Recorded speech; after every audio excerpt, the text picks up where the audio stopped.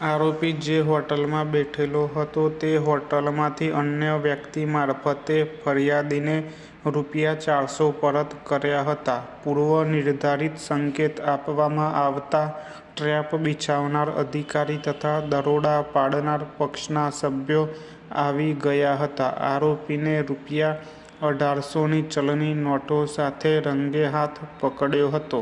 તપાસ અધિકારીએ સંબંધિત સાક્ષીઓના નિવેદનો નોંધીને જરૂરી પંચનામા તૈયાર કર્યા અને કાર્યવાહી માટે મંજૂરીનો આદેશ પ્રાપ્ત થયા પછી સેશન્સ કોર્ટ મહેસાણામાં આરોપપત્ર દાખલ કરવામાં આવ્યું હતું, જે 1999ના વિશેષ એસીબી કેસ નંબર 2 તરીકે નોંધવામાં આવ્યું હતું. ફકરો: આરોપીને માન્ય ટ્રાયલ કોર્ટમાંથી યોગ્ય રીતે સમન્સ આપવામાં આવ્યું હતું, જેથી આરોપી માન્ય ટ્રાયલ કોર્ટ સમક્ષ હાજર થયો હતો અને ક્રિમિનલ પ્રોસિજર કોડ 1973ની કલમ 207ની યોગ્ય પ્રક્રિયાનું પાલન કર્યા પછી આંક 7 મુજબનો આરોપ આરોપી સામે ઘડવામાં આવ્યો હતો અને આરોપીનું નિવેદન આંક 8 ખાતે નોંધવામાં આવ્યું હતું. આરોપીએ આરોપની તમામ સામગ્રીને નકારી કાઢી હતી અને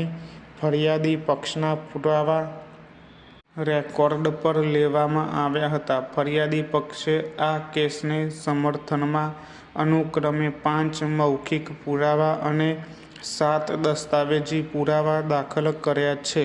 વિદ્વાન વધારાના સરકારી વકીલે આંક 22 ખાતે ક્લોઝિંગ પુરસીસ દાખલ કર્યા પછી ફોજદારી કાર્યવાહી સંહિતા 1973ની કલમ 313 હેઠળ આરોપીનું વધુ નિવેદન નોંધવામાં આવ્યું હતું અને વિદ્વાન વધારાના સરકારી વકીલ અને આરોપીના વિદ્વાન વકીલની દલીલો સાંભળ્યા પછી વિદ્વાન વિશેષ ન્યાયાધીશ એસીબી પૂર્વ મહેસાણાએ 1999ના એસીબી કેસ નંબર 2માં પસાર કરાયેલા વિવાદિત ચુકાદા અને આદેશ દ્વારા આરોપીઓને દોષિત ઠેરવ્યા હતા. ફકરો: વિવાદિત ચુકાદા અને દોષિત ઠેરવવાના આદેશથી વ્યથિત અને અસંતુષ્ટ હોવાને કારણે અપીલકર્તાએ હાલની અપીલ મુખ્યત્વે એવી દલીલ સાથે દાખલ કરી છે કે વિદ્વાન વિશેષ ન્યાયાધીશ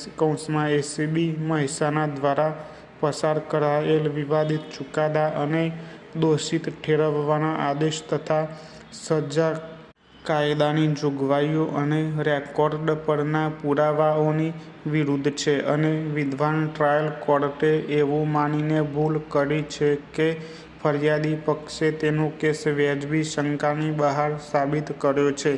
વિદ્વાન ટ્રાયલ કોર્ટે એ વાત ધ્યાને લેવી જોઈતી હતી કે ફરિયાદી પક્ષે રજૂ કરેલા પુરાવા આરોપી સામેના આરોપને સાબિત કરવા માટે પૂરતા ન હતા અને વિદ્વાન ટ્રાયલ કોર્ટે એ વાત ધ્યાને લેવામાં નિષ્ફળ રહી છે કે રકમ ગેરકાયદેસર વળતર તરીકે હોવી જોઈએ, જે જાણી જોઈને આપવામાં આવી હતી અને જાણી જોઈને લેવામાં આવી હતી. ફરિયાદી પક્ષના કથનમાં નક્કર પુરાવાનો સંપૂર્ણ અભાવ છે અને આરોપીએ ટ્રેપના સમયે પણ ક્યારેય લાંચ માગી ન હતી.